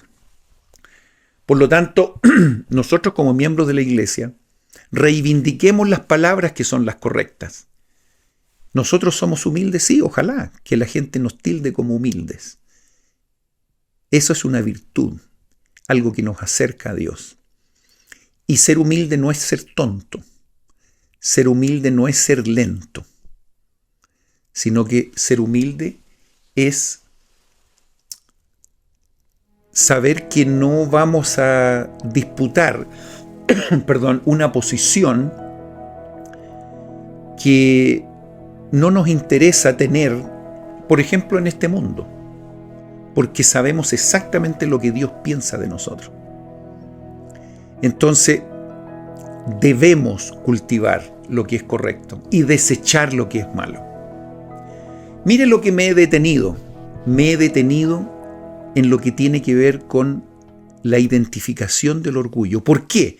Porque en estos capítulos se menciona muchas veces lo que tiene que ver con esto. Y a veces solamente manejamos la palabra, pero no sabemos exactamente lo que tiene que ver específicamente con el contenido de la misma. Entonces, les voy a dejar una descripción, en la descripción, el discurso del presidente Benson, y ustedes van a poder completar todas las cosas que hemos hablado en estos minutos.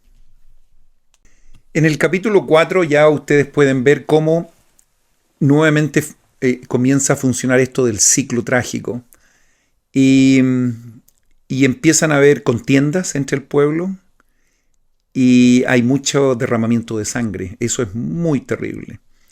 Ya los hijos de Elamán han crecido, por cierto, y en el versículo 14 se habla de que Moronía predicó muchas cosas al pueblo por motivo de su iniquidad, la iniquidad de la gente. Y también Nefi y Leí, ahí se mencionan, que eran los hijos de Elamán, predicaron muchas cosas.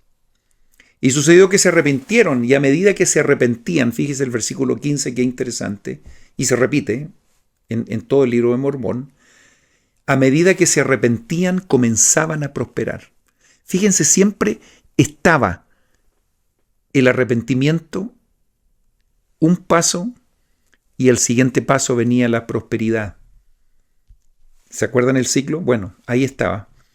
En todo este capítulo se refleja muy claramente y en los que vienen también.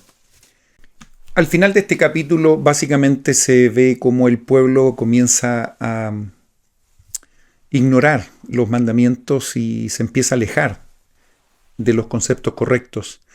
Se manifiesta que ellos eran personas de dura cerviz y que habían despreciado los mandamientos de Dios.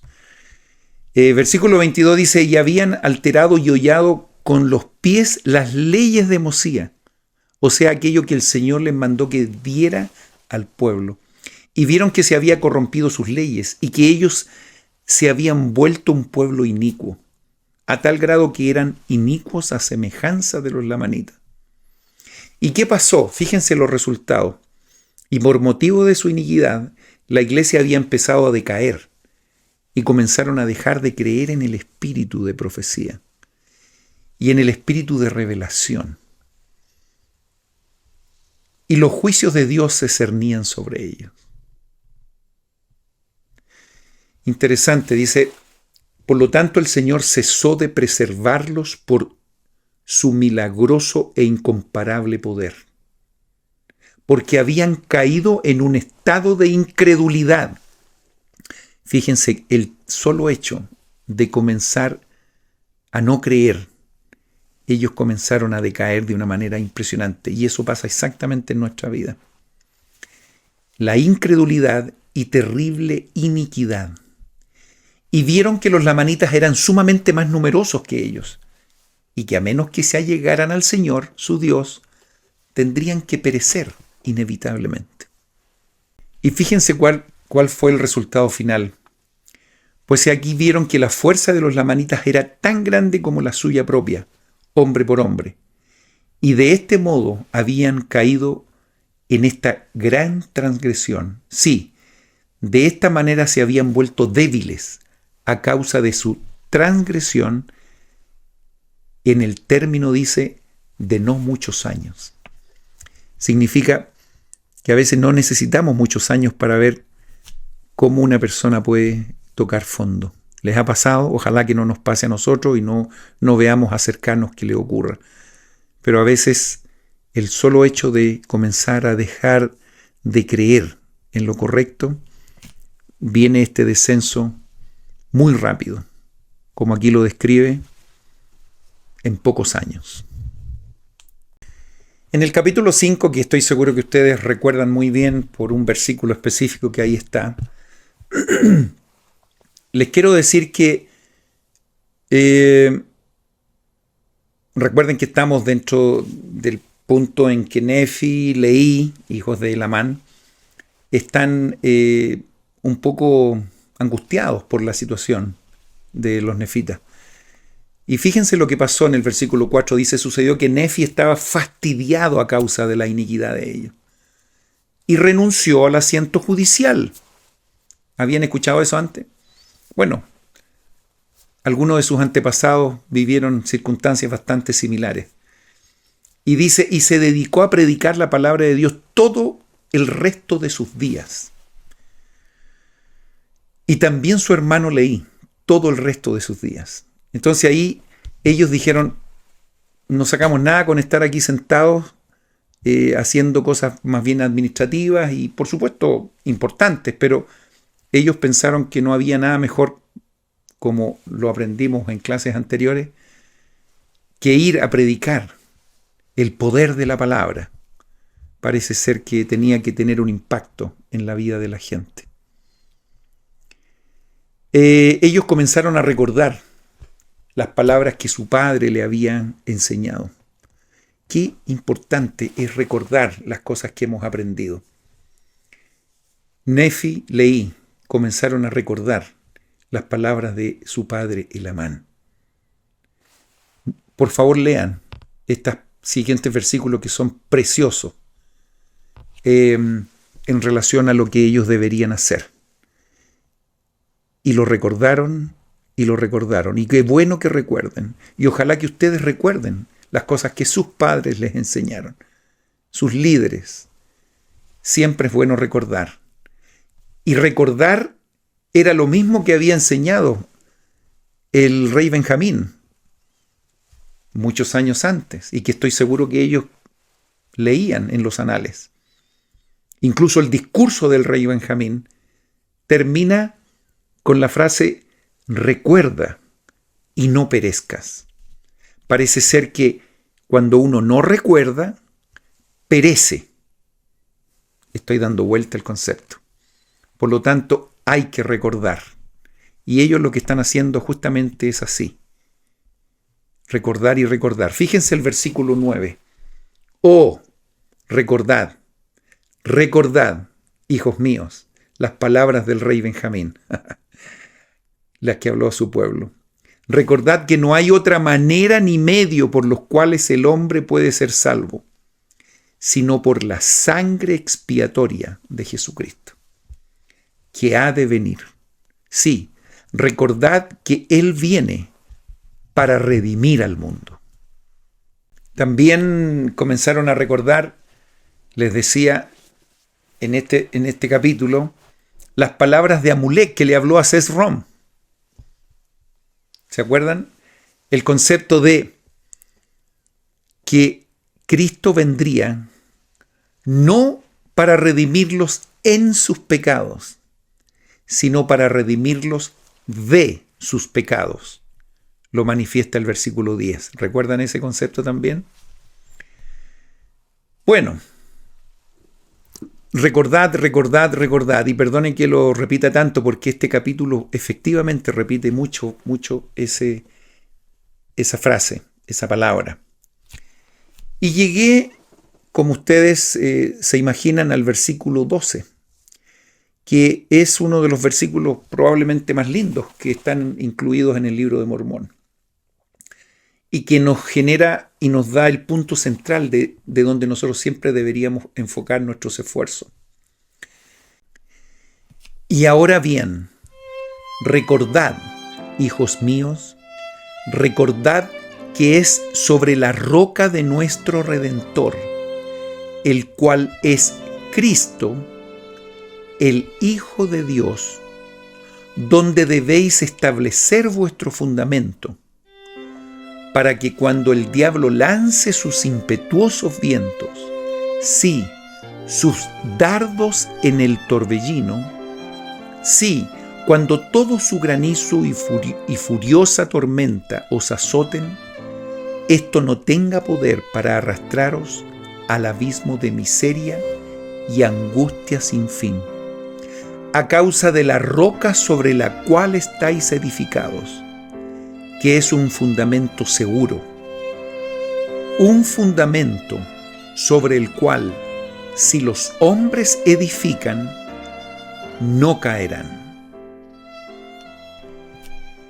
Este versículo básicamente, en la cual ellos recuerdan de las palabras que su padre les había enseñado, yo creo que es el centro de todo lo que tiene que ver con el libro de Mormón. El libro de Mormón es otro testamento de Jesucristo. Y es justamente donde debemos centrarnos. Aquí en este versículo se habla específicamente que es sobre Cristo. Es donde debemos fundar todo nuestro quehacer. Él es nuestro Creador. Él es nuestro Salvador. Él será nuestro juez.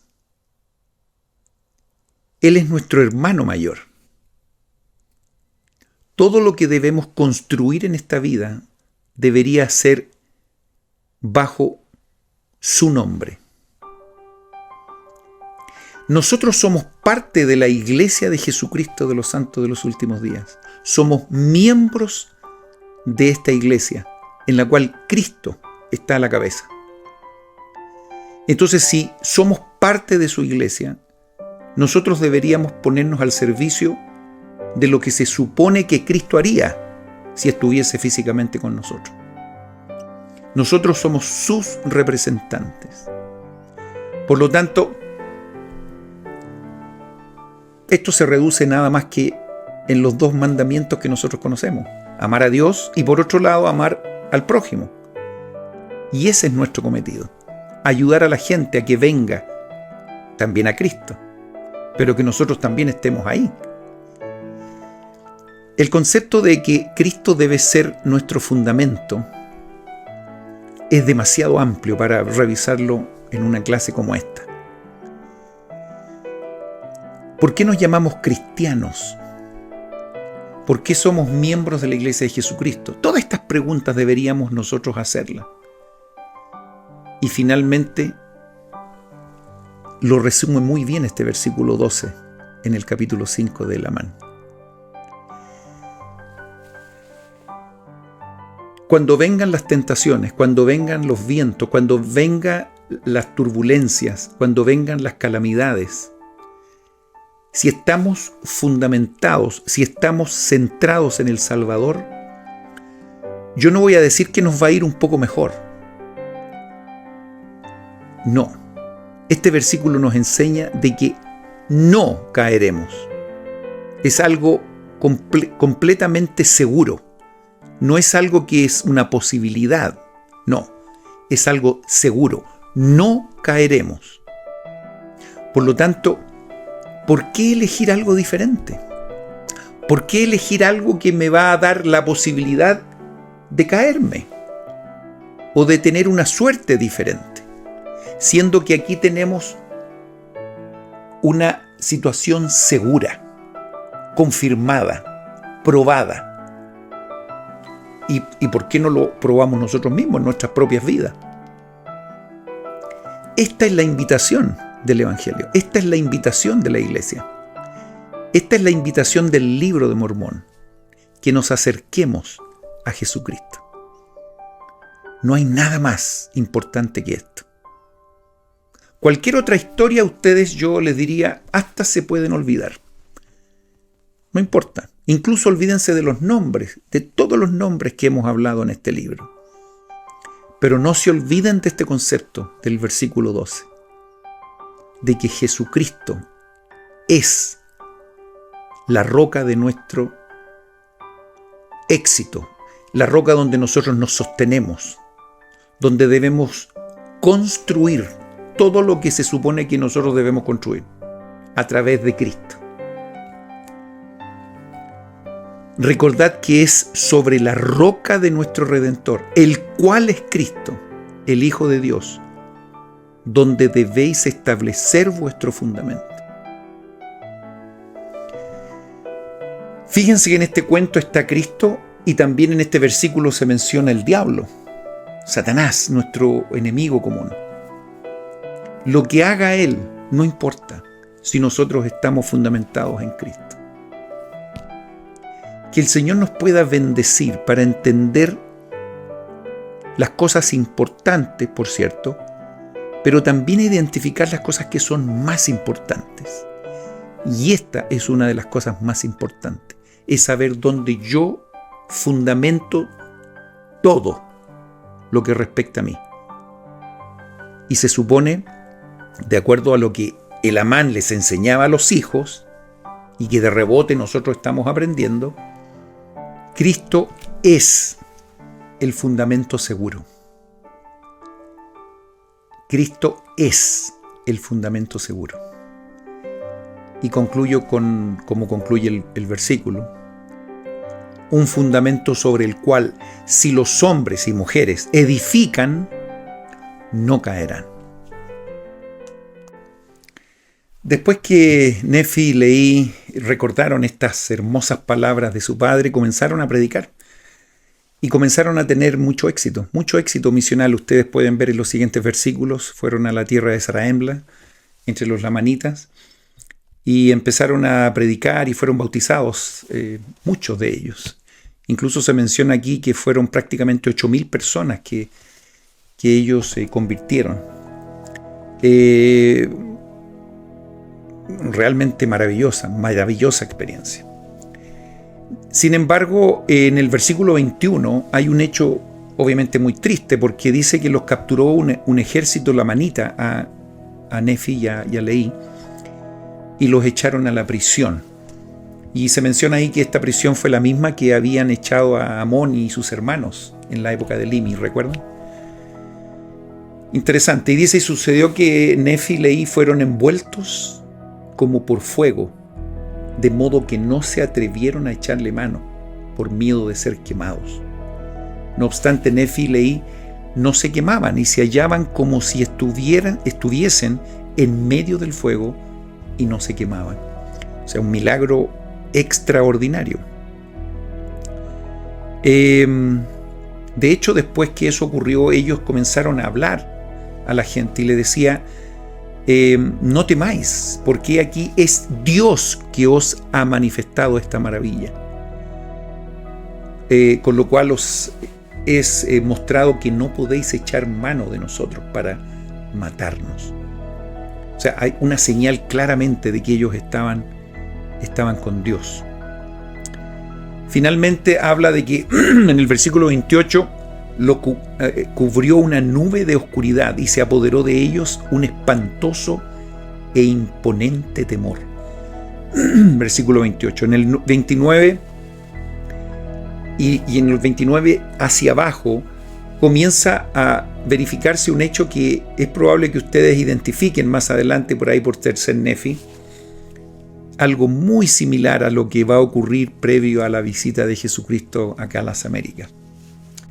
Y dice que aconteció que llegó una voz como si hubiera provenido de encima de la nube de oscuridad, diciendo, arrepentíos, arrepentíos, y no intentéis más destruir a mis siervos, a quienes os he enviado para declarar buenas nuevas. Cuando ellos oyeron la voz, dice el versículo 30, y percibieron que no era una voz de trueno, ni una voz de un gran ruido tumultuoso, mas he aquí era una voz apacible, de perfecta suavidad, cual si hubiese sido un susurro, y penetraba hasta el alma misma. ¿Pueden buscar algunas escrituras también que se asemejan a lo que estamos leyendo? Bueno, a pesar de esta voz suave, dice, la tierra siguió temblando, y he aquí, dice el 32, nuevamente vino la voz, diciendo, arrepentíos, arrepentíos, porque el reino de los cielos está cerca, etcétera, etcétera. Y una tercera vez vino la voz, dice el versículo 33, y le habló palabras maravillosas que el hombre no puede expresar. Y temblaron otra vez los muros, y se estremeció la tierra como si fuera a partirse.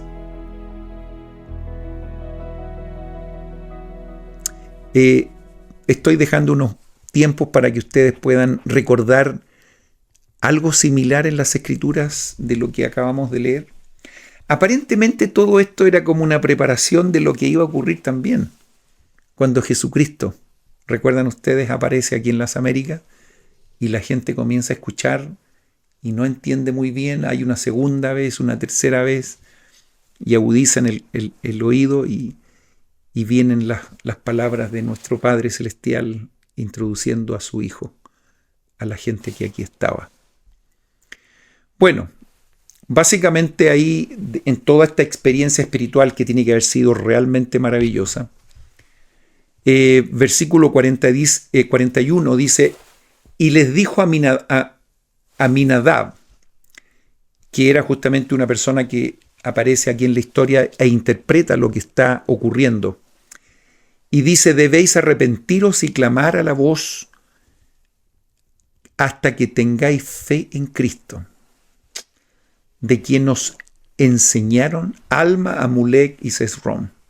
Y cuando hagáis esto será quitada la nube de tinieblas que os cubre. Bueno, ustedes pueden seguir, en realidad es preciosa la experiencia que aquí se da. Finalmente ese milagro se da. Y en el versículo 45 dice que el Santo Espíritu de Dios descendió del cielo y entró en sus corazones y fueron llenos como de fuego y expresaron palabras maravillosas. Algunas de esas palabras fueron: paz, paz a vosotros, por motivo de vuestra fe en mi bien amado, que era desde la fundación del mundo. Y cuando oyeron esto, alzaron la vista como para ver de dónde venía la voz, y he aquí vieron abrirse los cielos, y descendieron ángeles del cielo, y les ministraron. Y eran como unas 300 almas las que vieron y oyeron estas cosas. Y les fue mandado que fueran y no se maravillaran, ni tampoco dudarán. Qué maravillosa experiencia que a veces no se menciona mucho aquí en el libro o que no se recuerda mucho en el libro de Elamán. Pero esta experiencia es una de las experiencias preciosas que presenta el libro de Mormón. Un milagro maravilloso que fueron testigos mucha gente. Imagínense cuánta gente pudo vivir esta experiencia. Unas 300 almas las que vieron y oyeron estas cosas. Les dejo la asignación del capítulo 6 del libro de Elamán. Quiero terminar con el buen espíritu que nos deja el capítulo 5. Con estas palabras que Elamán, el padre, enseña a Leí y a Nefi. Y que les dice y les recuerda que es sobre esta roca, Cristo, que debe ser el fundamento, donde todos debemos edificar. No olvidemos eso, lo central. Después ellos predicaron, tuvieron mucho éxito. Y a pesar de que fueron encarcelados, Dios a través de ellos pudo mostrar grandes milagros. Y mucha gente fue testigo de estas experiencias celestiales, incluso con ángeles ministrándoles. Yo simplemente quiero decirles que el libro, y estamos comenzando a aprender del libro de Elamán, es un libro maravilloso. Que hay muchas cosas que son terribles y vamos a seguir descubriendo en las siguientes 2 clases que hay muchas cosas que son muy terribles, hay mucha desobediencia de por medio, hay muchos ladrones de gadiantón que hacen mucho daño. Sin embargo, vienen profecías preciosas, especialmente de profetas, que hablan y que dicen específicamente el día, incluso la hora, de cuando el Salvador vendrá. y la gente con mucha ansia espera esos días. Nosotros no tenemos la seguridad hoy día de cuándo Cristo vendrá por segunda vez. No les podría decir que va a venir la próxima semana o el próximo mes, pero de que está cerca, está cerca. Recuerden que las cosas que se viven en el libro de Elamán es a imagen y semejanza de lo que estamos viviendo hoy día. No olviden, capítulo 5, versículo 12, estas palabras preciosas que Elamán le enseña a sus hijos, que, como les decía anteriormente, es lo más importante que nos debe quedar en cualquier clase que estudiemos del libro de Mormón. La importancia que tiene Cristo en nuestras vidas. Mis queridos amigos y amigas, un grato placer para mí estar cada semana con ustedes. No tengo ninguna duda y quiero testificarles con mucho cariño, con mucha seguridad de que esta es la iglesia de Jesucristo. No tengo ninguna duda que el libro de Mormón es la palabra de Dios. No tengo ninguna duda que nuestro amado presidente Nelson, que en unos pocos días más cumplirá 100 años. Qué bendición tenerlo aún con nosotros. Escuchemos sus palabras, escuchemos sus consejos, escuchemos los énfasis que Él nos está dando en estos últimos días. No sabemos por cuánto tiempo más lo tendremos. Más allá de cuándo nos vamos o no nos vamos, lo importante es la relación que tenemos con nuestro Padre Celestial, con Jesucristo, con los convenios, la cercanía que tenemos con el Espíritu Santo. Que tengan un maravilloso día, que tengan un maravilloso fin de semana, que nos podamos preparar para los desafíos que vienen en los próximos días y los próximos años. Que el Señor les bendiga. Y como digo siempre, ahora no nos vemos en 7 días, sino que tan solo en 4. En 4 días más nos volvemos a ver con la segunda parte, son 3, del libro de Elamán. Que les vaya muy bien, mis queridos amigos.